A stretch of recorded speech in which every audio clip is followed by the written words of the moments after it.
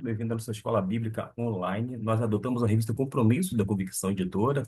Estamos na lição de número 9 e vai falar sobre o seguinte tema: quando parar não é uma opção.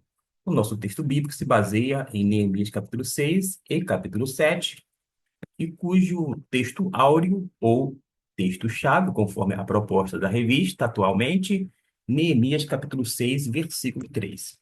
A revista Compromisso é esta aqui que se encontra em minhas mãos, destinada aos adultos das igrejas batistas, e eu tenho também uma revista do professor, não farei nenhum comentário no tocante a outra, mas vamos sem delongas para o capítulo 6, versículo 3, que nos diz assim: por isso, enviei-lhes mensageiros como resposta.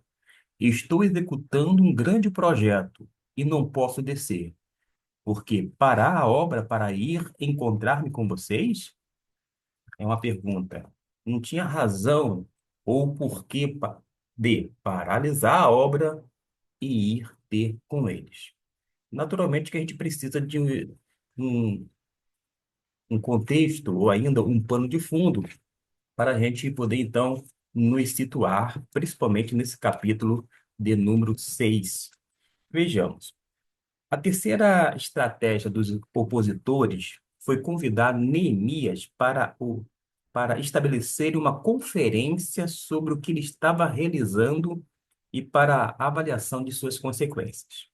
Sendo que Neemias ele teve discernimento espiritual de que intentavam fazer-lhe mal, que o estavam tentando atraí-lo para uma cilada. E respondeu estar muito ocupado, fazendo uma grande obra e, portanto, não poderia conversar com eles. Às vezes acontece isso conosco. Pessoas estão querendo nos armar uma cilada, quando não uma armadilha.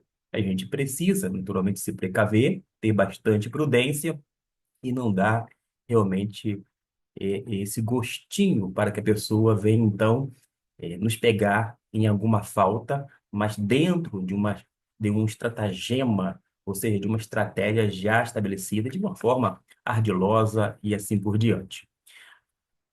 Quando a gente se depara com essa situação de Neemias, vamos obter uma advertência para os cristãos de todos os tempos que, que vive dialogando com os inimigos de Deus.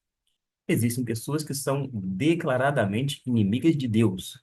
E quando a gente tenta dialogar com tais pessoas, na verdade é uma perda de tempo e um risco que se corre. Por quê? A nossa missão é construir valores, construir e trabalhar na obra do Senhor, e deste modo a gente não pode fazer acordo com a sociedade, não podemos cooperar com o mundo, porque nós sabemos que os inimigos insistem no convite várias vezes, como aconteceu aqui 4 vezes, convidando uma vez, duas, três, quatro, tentando dissuadir Neemias. Sanbalate, da quarta vez, Sanbalate tentou uma quinta vez. Às vezes, no popular, a gente fala assim: vou dar uma chance, vou dar duas chances, na terceira, acabou. Da mesma forma, olha, vou permitir tal coisa uma vez, duas no máximo, três não vai passar. Acontece que aqui vai além daquilo que nós comumente concebemos no século XXI, em termos não apenas de paciência, mas de conduta. Porque Sanballat ele tentou pela quinta vez. Ele mandou a Neemias, o mensageiro, com uma carta aberta, sendo que nessa carta estava acusando Neemias e os judeus de estarem construindo aquele muro com a intenção de constituírem o reino, ou seja, como se eles fossem tomar aquela cidade e reinar em detrimento do império que era vigente. Apesar disto, nós sabemos que a acusação não foi para frente, graças ao nosso bom Deus, mas Neemias teve que se defender a respeito das calúnias e difamações que foram inventadas por Sanballat.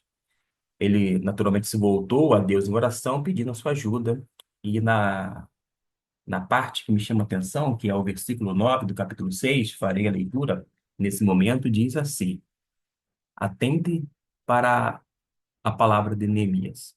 Estavam todos tentando intimidar-nos, pensando, eles serão enfraquecidos e não concluirão a obra. Eu, porém, orei pedindo, fortalece agora as minhas mãos. Ele fez uma oração. Fortalece agora as minhas mãos. Lembrando que ele estava construindo, junto com todo o povo, os muros de Jerusalém. Isso chama a nossa atenção, porque depois de todas as tentativas frustradas, houve ainda mais uma estratégia para impedir que Neemias continuasse a obra. Havia agora inimigos dentro do seu próprio povo, e Neemias foi visitar um certo profeta de nome Semaías, conforme o versículo 10, talvez atendendo a convite, mas ele estava a serviço dos samaritanos.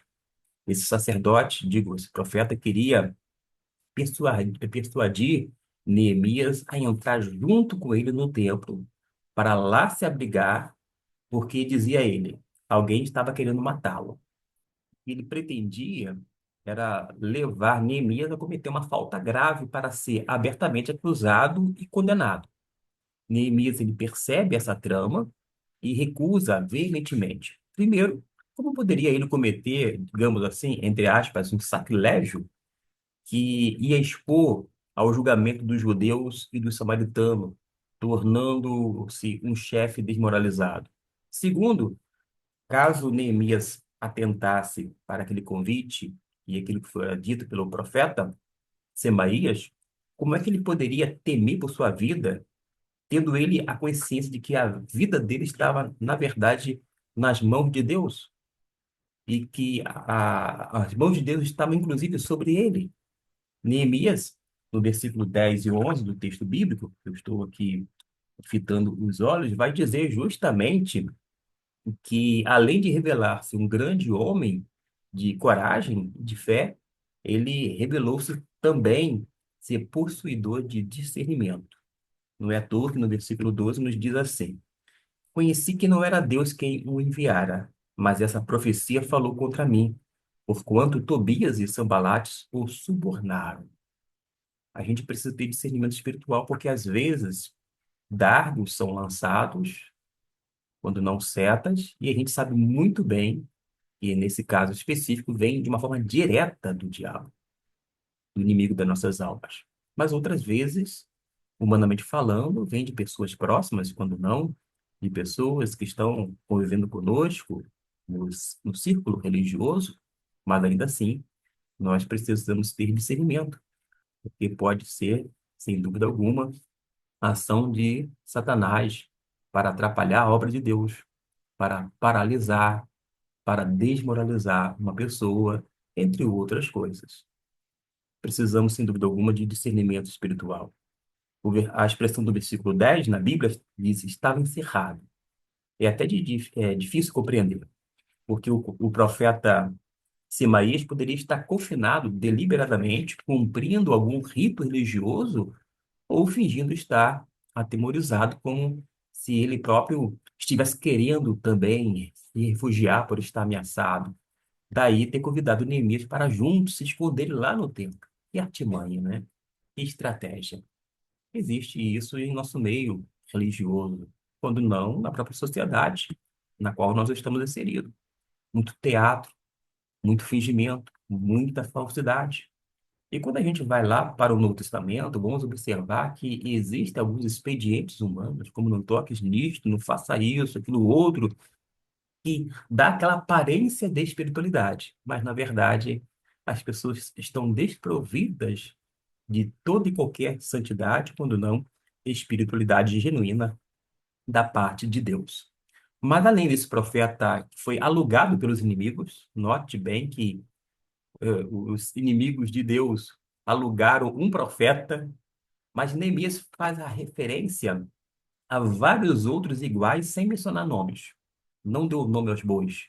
E destacou uma profetisa de nome Noadias, conforme a versão que eu estou utilizando. No versículo 14, olha só o que nos diz. Lembra-te do que fizeram Tobias e Sanbalate, meu Deus. Lembra-te também da profetisa Noadia e do restante dos profetas que estão tentando me intimidar. Ou seja, Noadias, aqui no singular, em uma versão, numa outra vai dizer Noadias, no plural, mas o fato é que todos trabalhavam para os inimigos mediante suborno. Eram profetas mercenários. Eram profetas do caos, mas que recebiam dinheiro, enriqueciam às custas da, da fé alheia, ou quando não, do serviço religioso. Semelhantemente a Balaão, que nós costumeiramente citamos como profeta que acabou cedendo aos encantos, não da sereia, mas de Mamon, do dinheiro. Temos ainda a dizer algumas coisas, porém vou me deter agora na revista para que você possa ter uma ideia. Caso contrário, quem não tem a revista em mãos ficará até mesmo um tanto sem direção, sem saber o conteúdo daquilo que o autor comentou. Alguma vez você conseguiu manter o foco que estava fazendo mesmo com várias distrações? Aliás, essa introdução eu vou colocar na descrição deste vídeo, que eu tenho um vídeo que fala justamente sobre introdução. Lembrei agora, porque acabei fazendo a lição de número 10, quando na verdade deveria ter feito a número 9. Então eu vou dar um salto aqui, mas deixar o link na descrição desse vídeo para você ir para a introdução e depois voltar. Agora sim, a gente pode adentrar no primeiro tópico da lição, a percepção da obra a realizar. Sanbalat e seus aliados, entendendo que Neemias não caiu em sua armadilha, resolveram enviar carta pública para amedrontar os trabalhadores. A correspondência deveria ser exposta ou lida em voz alta em um ajuntamento público na cidade de Jerusalém, acusando Neemias de se proclamar rei, ou seja, criando dificuldade para o homem de Deus, que é o servo, Neemias. Às vezes acontece isso, pessoas querem criar dificuldades para o servo do Senhor. Mas acontece que eu tive um pastor, ele dizia assim, tem situações que você não precisa se defender. Quem defende é Deus. Ao cristão eu digo, Deus o defende. Agora, há outras situações que, sem dúvida alguma, a gente tem que tomar as providências devidas. E isso não é falta de confiança em Deus em absoluto, é porque Deus constituiu, inclusive, as autoridades constituídas para realmente fazer com que haja um controle não apenas social, mas que haja, de fato, justiça aqui na face da terra. Sambalat tenta persuadir Neemias para que ceda e se coloque à mercê do mal. Vale ressaltar que os profetas foram citados como estimuladores de um golpe contra o Império Persa. Queriam criar dificuldades, como eu disse, para Neemias. Era tudo em verdade. Tem gente que lida com a mentira, conta a mentira, mas ela não consegue repetir aquilo da mesma forma mais de uma vez. Porque é mentira, ela está sempre inventando alguma coisa, está sempre acrescentando algo, ou seja, não é consistente. Quando você fala uma verdade, você mantém aquela verdade quantas vezes for necessário. Já o mentiroso, ele vai contar o mesmo fato, algumas vezes, cada um de uma forma diferenciada, por conta da mentira, e ele tem que, então, inventar certas coisas, às vezes ele se esquece do que ele disse, da forma conforme foi apresentada, e ele acaba caindo na própria mentira. É perceptível a disposição do inimigo em tirar Neemias do centro da vontade de Deus, mas sua reação de não ceder aos planos do inimigo fez diferença na bem-sucedida missão. Tem aqui o texto de 2 Timóteo, capítulo 2, versículo 4. Nós podemos fazer a leitura para o complemento, já que ele faz a citação, mas lembrando que é uma leitura do Novo Testamento. E o que que diz lá em 2 Timóteo, capítulo 2, verso 4? Veja bem, nenhum soldado se deixa envolver pelos negócios da vida civil, já que deseja agradar aquele que o alistou. É isto que está dizendo no verso de número 4. A acusação feita a Neemias tem o seu nascedouro no coração perverso de Sambalate. E tudo é tudo invenção tua. Houve falsa imputação do crime de insurreição contra Artaxerxes e é veementemente negada por Neemias. Ele sabia que a calúnia é algo decorrente dos corações instrumentalizados por Satanás e que as intenções dos seus inimigos eram instaurar o pânico e fazê-los paralisar a obra do Senhor que avançava de maneira significativa. No obstante, sempre teremos reações contrárias com o intuito de nos fazer parar quando estamos avançando na missão que Deus nos designou. Em meio à tempestade, Neemias clama ao Senhor, seu Deus, numa oração que deve ser a nossa também. Então eu pedi ao Senhor, fortalece as minhas mãos. Mediante mentiras, calúnias e difamações, neste caso a Bíblia fala para fazer que nem Neemias, ou seja, clamar ao Senhor, levar aos céus tudo aquilo que está afligindo, toda aquela calúnia, toda aquela mentira, toda aquela difamação, para que o Senhor tome providência. Lembrando que isto não vai eximir das pessoas, dentro do seu direito, ainda mais quando tem aquele intuito de preservar a sua vida, venha acionar os mecanismos legais que são constituídos em nosso país. Vamos prosseguir no segundo tópico, o cuidado com as ciladas do inimigo. Os inimigos do povo de Deus são incansáveis, realmente. Eles não param. De tempo em tempo fica perturbando, aqui ou acolá. Eles não desistem. Eles estão sempre criando uma situação diferenciada, tentando atrapalhar, paralisar, prejudicar, destruir, etc. e tal.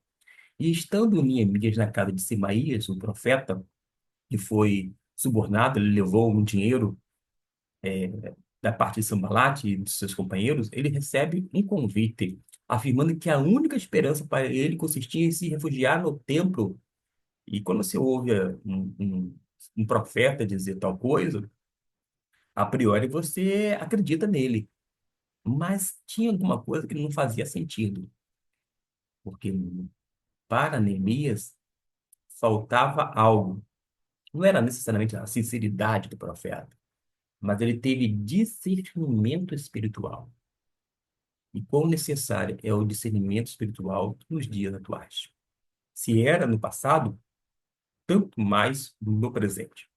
E nessa aparente e inofensiva palavra profética, era de alguém que era realmente profeta, mas tinha sido o quê? Subornado por Sanbalat e seus inimigos, digo, seus companheiros. E Neemias percebeu a inescrupulosa armadilha por conhecer as Escrituras Sagradas. A palavra do Senhor foi lâmpada para os seus pés e luz para o seu caminho, da seguinte maneira. Vamos lá na parte A. Neemias sabia que Deus não permitiria contrariar a lei mosaica que proibia os leigos entrarem no templo. Deus não vai fazer com que você venha tomar atitudes que contraria a sua palavra. E se você conhece Deus e a sua palavra, portanto, você não vai fazer. A Bíblia é o nosso livro de regra, fé e conduta. Aqui diz prática. Revelações, sonhos, pregações, livros, profetas não devem contrariá-la. Cuidado. Aliás, eu sou mais enfático em relação a toda sorte de revelação fora das Escrituras, porque eu, Gustavo Luiz, não tenho que acreditar nelas. Com isso, não quero dizer que elas não sejam verdadeiras, genuínas, que não tenham a sua importância. Tão somente nunca vai constituir como regra de fé e prática para a minha vida. Porque eu não sou guiado por revelação fora das Escrituras. Ah, mas foi dita uma palavra em nome de Deus, aconteceu tintim por tintim. E daí? Eu só sigo a Bíblia Sagrada. A palavra de Deus me basta. E isso não significa que eu tenho um resquício de incredulidade. Ao contrário, eu creio piamente nas Escrituras. Caso contrário, eu estaria aí atrás dessas supostas revelações e profecias. desta maneira. A gente precisa colocar os pingos nos is. Porque dá aquela impressão de que o crente que aceita as revelações fora das Escrituras são mais maduros, quando na verdade não são. Nós somos amadurecidos quando estamos fundamentados nas Escrituras Sagradas. Nós somos realmente pessoas alicerçadas, uma vez mais, repito, na Bíblia Sagrada, não fora dela. Agora, cuidado, porque quando você vai para a Bíblia, é algo objetivo. Você tem como extrair do texto bíblico princípios, lições, ensinos, enfim, todas as coisas necessárias para a sua vida. Fora dela, por mais que sejam nas formas de revelações, que sejam genuínas no sentido de cumprir tintim por tintim, ainda assim não constitui regra, quer para este, quer para ninguém. Agora, eu fico não é, com o pé atrás, mas um tanto temerário. Como é que pode? Um povo que diz crer na Bíblia como única regra de fé e prática, vai aos poucos se afastando da palavra de Deus. Vou prosseguir para não delongar mais ainda nessa questão. Neemias percebeu que Semaías era um falso profeta, pois Deus não contradiria sua própria palavra. Tem muita gente eloquente profetizando, até mesmo pregando nos púlpitos. Não é só profecia, não é só revelação, não é só em termos de visões, de sonhos, falando em nome de Deus, mas tem muita gente também falando bonito, com uma baita erudição, uma oratória impecável, é, persuadindo as pessoas, levando multidões a fazerem coisas em nome de Deus, quando estão falando verdadeiras heresias em nome do Senhor. Agora, tem coisa que eu não permito a mim mesmo. O que que não permito? Primeiro, eu não canto músicas que não esteja alinhada com a teologia bíblica. Pode ser uma música, uma letra tida como legal, o ritmo bacana, etc e tal. Não canto. Eu me recuso a cantar toda e qualquer música que não estiver alinhada com a palavra de Deus. Ponto um. Isso, naturalmente, para muita gente vai me tornar, ou vai ter aquela imagem de que eu sou um rabugento. Quem me conhece sabe que eu não sou tão rabugento quanto alguns pensam. Sou apenas criterioso e também não sou incoerente. Mas eu posso ir além. Não tenho uma preocupação, porque agora, recentemente, teve maior alvoroço de falando sobre uma música, o que que você acha, o que que você não acha, se é de Deus, se não é de Deus. Agora, quando eu escutei uma vez uma música que tem até um duplo sentido, ou mais de um sentido, eu olhei a letra, ouvi, não é música de adoração, pelo menos para esta é a minha compreensão. Logo, não vou introduzir no ato de culto. Se alguém ouve ou deixa de ouvir, é problema de cada um deles. Agora, eu não vou dizer para você, ouça essa música, não ouça aquilo outro. Você é dono da sua própria vida. Tem gente que chega assim para mim e fala, não assiste a emissora tal. Ora, na minha casa mando eu. Eu que decido qual emissora eu vou assistir ou deixar de assistir. E se eu não quiser assistir emissora alguma, é um problema pessoal, gente. Mas as pessoas querem se colocar como juiz, como árbitro sobre a vida alheia. Vai cuidar da sua casa, vai colocar as coisas em dia, que é na sua casa, no seu coração, para de ficar olhando para o lado. A gente precisa realmente, né, examinar a si mesmo. Eu sei que está um tanto fora do texto e contexto, mas é isso. Mas tem muita gente falando bobagens em nome de Deus e as pessoas seguem, multidões. E daí? Eu não sou parte dessa multidão. Eu tenho uma identidade. Meu nome é Gustavo Luiz. E como tal, eu sou um ser responsável pelos meus atos. Não sou, desculpe aí as Marias, não sou Maria vai com as outras. Eu não sou. Eu não sou um mero repetidor, um papagaio. Claro que eu sou influenciado. De uma forma ou de outra, eu sou influenciado. Eu leio livros, eu escuto pessoas, ouço aqui e acolá. Existe um conjunto de fatores que faz com que eu tenha esse tipo de pensamento. Não é porque eu tenho um pensamento autônomo 100%, pelo contrário, gente. Eu sou produto desse meio que vivo e das coisas que leio, que aprendo, que assimilo e etc e tal. Mas a gente pode continuar porque diz aqui que Neemias diz que não é o homem para fugir. Ele não foi homem, ele foi homem com H, não fugiu. Fala sobre o relacionamento com a palavra que estava proporcionando o que é a convicção de que não estava sozinho em sua missão. Vou dar um exemplo aqui. Jesus diz que ninguém, nada, poderá arrebatar as pessoas de suas mãos. Aí vem, dentro do contexto de salvação, alguns que vão dizer, não, a pessoa pode perder a salvação. Bom, se Jesus diz que não perde, que ninguém as arrebata de suas mãos, ninguém arrebata. Se lá na carta Paulina diz que nada, nem ninguém, nem futuro, presente, passado, nem a morte, etc e tal, nada poderá nos separar do amor de Deus, nada poderá nos separar do amor de Deus. Eu prefiro crer nas palavras simples de Jesus do que acreditar nas palavras, às vezes, até mesmo rebuscadas de muitos outros aí que estão aí como renomados, cheios de seguidores, adeptos, pessoas que ficam aplaudindo o tempo inteiro. Eu, particularmente, estava morando num outro estado da federação e veio uma pessoa dentro do contexto batista, tida como renomada. Eu estava, talvez, o quê? Uns 4 quilômetros de distância da igreja onde houve um evento específico. Eu sequer fui lá. Poderia? Poderia, sou livre, sou um ser responsável. Mas eu não fui porque algumas pessoas iam com aquele resquício de bajulação e etc e tal. Eu falei, para com isso. Eu ouço um homem como um homem de Deus, mas não vou endeusá-lo. É nisso que eu estou chegando no ponto. Às vezes a gente começa a endeusar certas pessoas ou colocar num pedestal, a pessoa começa a ser renomada, tida como importante. Aí ele fala alguma coisa, as pessoas ouvem. Aí um outro fala a mesma verdade, a- as tais pessoas não ouvem o outro. Para com isso.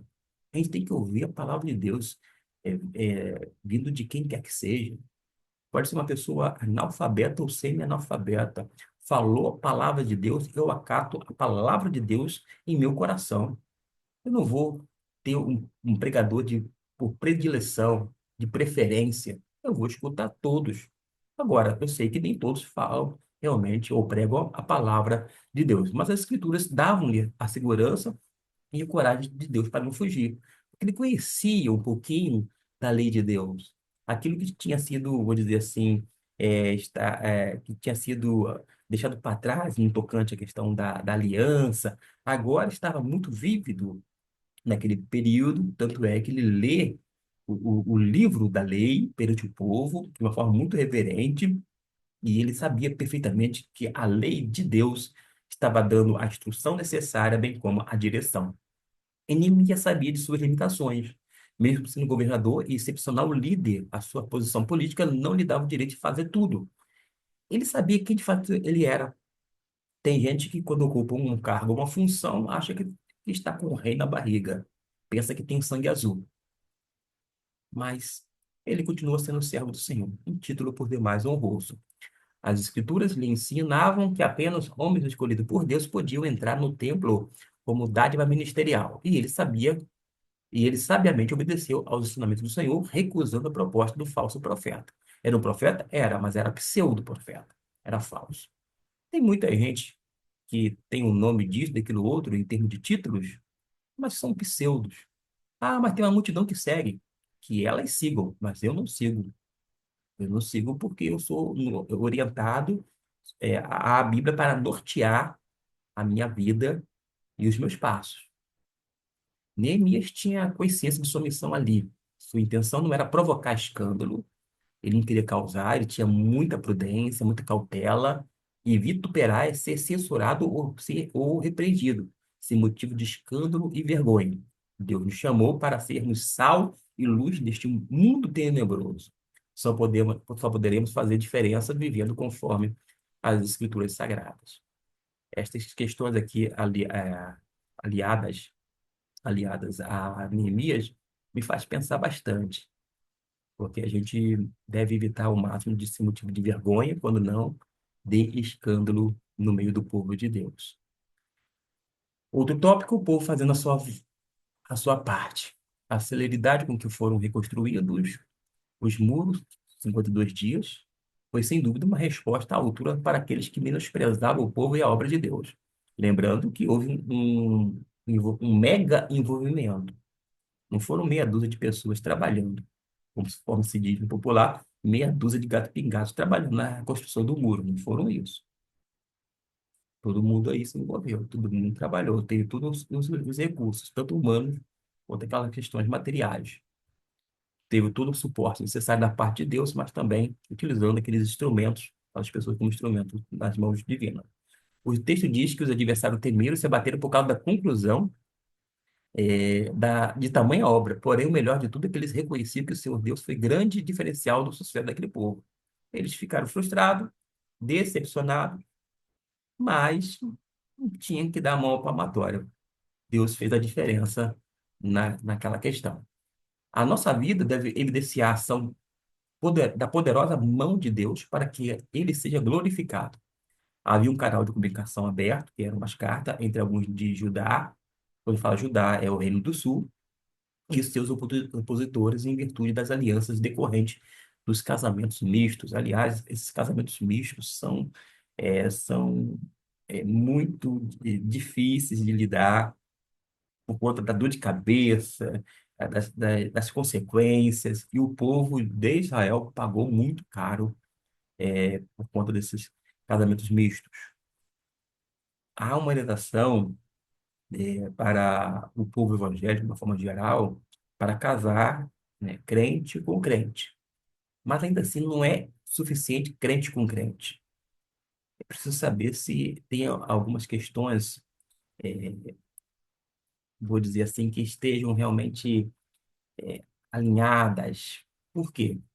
Imagine só um crente que deseja entrar na iniciativa privada para ganhar muito dinheiro. Ele tem uma ambição, do bom sentido da palavra, de ser rico, de prosperar. E é algo legítimo, contanto que ele faça as coisas da maneira correta. Essa ambição não é errada, em hipótese alguma. Mas esse membro que tem a ambição de ganhar status, poder, dinheiro, por conta dos seus esforços, seus estudos, trabalho, etc e tal, e fica enamorado de uma menina que quer ser missionária, quer no Brasil ou em algum lugar pelo mundo afora. Ela não quer se preocupar com questões materiais, com valores, com cifrão, com reais, dólares ou qualquer outra moeda. Ela quer lidar com vidas. O propósito dela é outro. Logo, se casar com uma pessoa que é ambiciosa no tocante à sua perspectiva de vida, o seu modo de viver, de ser, com aquela outra, vai dar ruim, não vai dar certo. Então, a gente às vezes observa pessoas que estão às vezes namorando, quando não casando, mas não estão pensando da mesma forma, não estão tendo uma só alma, um só pensamento, tendo um só objetivo. E a palavra de Deus vai dizer: andarão dois juntos se não estiverem de acordo. Mas antes de casar, pensa isso seriamente. Desde o namoro. O namoro é local, é um momento justamente para se conhecer. Conheça o máximo no namoro. Não é que tem que namorar 10, 15, 20 anos, não é isso, gente. Mas conheça o máximo no namoro. Vê como é que trata a família, como é que trata os pais, como é que trata as pessoas, como é que ele lida com relação aos estudos, ao trabalho, etc e tal. Vai fazendo essa verificação, observa bastante, conversa, enfim, tenha um diálogo aberto, respeitoso, para que depois que venha casar e depois ter alguma dificuldade. Prossigamos, que diz assim: o leva e traz de informações tinha como finalidade instaurar a insegurança e o medo daqueles que decidem abraçar a obra do Senhor. Tem esse leva e traz, às vezes as pessoas acham que algumas pessoas são tidas como garota de recado, fica mandando recadinho aqui e acolá, mas o objetivo é sempre o mesmo: atrapalhar a obra do Senhor. Outro tópico: nomeações com critérios para o exercício de funções. A conclusão do muro não foi o fim daquela missão. Os portões deveriam ser guardados e vigiados, deixando-nos a clara ideia de estarmos sempre atentos aos iminentes ataques dos inimigos. Mesmo tendo os muros já construídos, eles deveriam vigiar o quê? Os portões. Os portões estavam no lugar, mas ainda assim tinham que estar vigiados, isto é, guardados. A gente não pode, de repente, construir um muro na sua casa, independente de colocar cerca elétrica ou não, você deixar o portão aberto. Ah, vou deixar o portão aberto porque o seu guarda. Quem disse isso, gente? Não é dessa forma. Você não pode tentar Deus. E a gente sabe que se você deixar o portão aberto, a ocasião faz o ladrão. Alguém está passando ali, vê que alguém deu mole, deixou o portão aberto ou entreaberto, muita gente sem escrúpulo vai acabar adentrando e subtraindo alguma coisa, dando-lhe um grande prejuízo, sem dúvida. Então, use a sabedoria, seja prudente, faça uso da sua mente para não sofrer danos. Neemias nomeia algumas pessoas para funções fundamentais ao bom andamento do culto, destacando critérios imprescindíveis aos que irão exercer alguma função no reino de Deus. O primeiro deles é a fidelidade, fidelidade a Deus. Eu queria até abrir um parênteses. Eu tive um professor cujo nome era Milton Rocha. Ele partiu já há bastante anos para a eternidade. E ele dizia a questão relacionada à fidelidade, até mesmo conjugal. Como é que a pessoa pode ser fiel a Deus que não vê, se ela tem um cônjuge, uma pessoa que compartilha a vida com ela, seus ideais, seus sonhos, compartilha inclusive a mesma cama, aí a pessoa que está ali dormindo, lado a lado, vê, toca, sente, conversa, etc e tal, comete infidelidade. Quem é infiel com seu cônjuge e vê, certamente é infiel para com Deus que não vê. Porque Deus é invisível, Deus não se vê. Agora, você vai ser fiel a Deus, sendo também fiel às pessoas, pessoas que vocês veem. Porque você não tem como servir a Deus que não vê, se não estiver servindo as pessoas as quais vê. É por aí.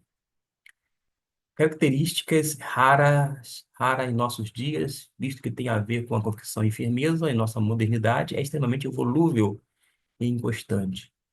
Já o segundo, que o primeiro é a fidelidade, o segundo é o temor a Deus, que é o princípio de toda sabedoria, retidão e integridade. Esse temor a Deus, sem dúvida alguma, não vai ter condições de haver essa retidão, essa integridade. Não podemos esquecer que quando existe o temor de Deus no coração, a obra flui e acontece com a bênção do próprio Deus. O outro tópico, descendentes apto para repovoar Jerusalém. Após a finalização da construção do muro, Neemias faz planos imediatos para povoar a cidade com judeus puros. O registro daqueles que voltaram para Zorobabel serviu de base para determinar a pureza de genealogia. As consequências da miscigenação são extremamente amargas para um povo santo, que era separado, que Deus escolheu, separou para os propósitos bem claros e definidos, e misturar-se com outros povos significaria perda de identidade e, consequentemente, de sua missão sublime. Deus o preservara